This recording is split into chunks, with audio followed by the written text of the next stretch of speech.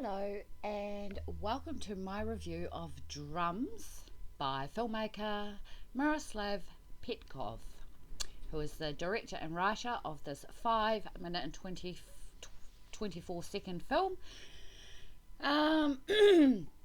International Movie Database gave this an 8.2 rating, which is fairly good rating.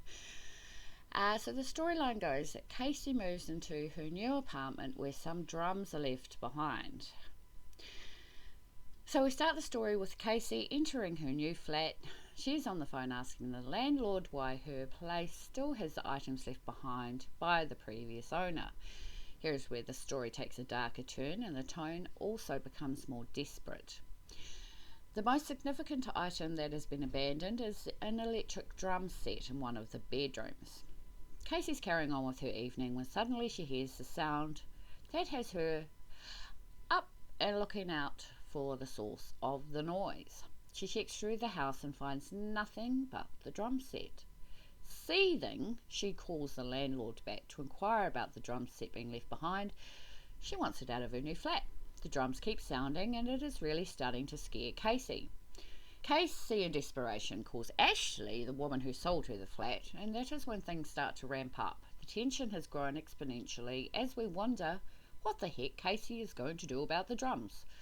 By this stage, I would have been throwing them out the window. Ashley infers that something is terribly wrong with the drums and they should have been already removed from the property. Then Ashley delivers some devastating information about the previous owner, that something terrible happened to him in the flat before Casey moved in, which explains the cheap purchase of the flat. What happens next to Casey is sure to make you terrified of electric drums. I like the storyline in this. It is simple and really easy to grasp what is going on. I think it is the first time I've seen drums featured as an antagonist character in a film. There's great characterization happening with Casey and what she's going through. The viewer has sympathy for Casey, and so we don't want anything bad to happen to her.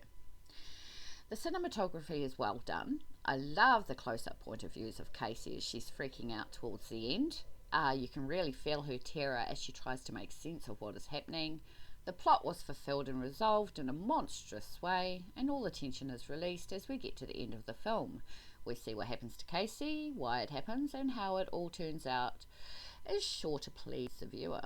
There is no gore, and there doesn't need to be because the story carries on quite well without it. I enjoyed the ending, totally satisfied with it. It brings a full wraparound that takes a morbid turn.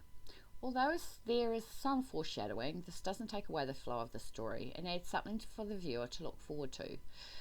The very last image is frightening, to say the least.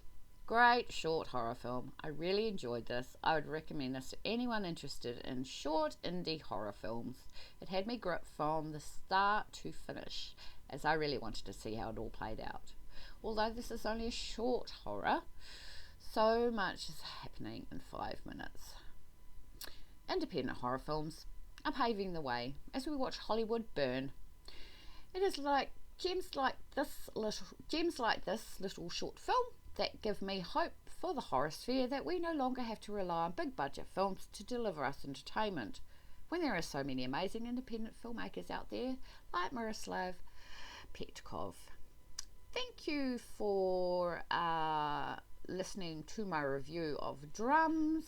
I will link it in the description below, and until next time, stay safe out there and bye for now.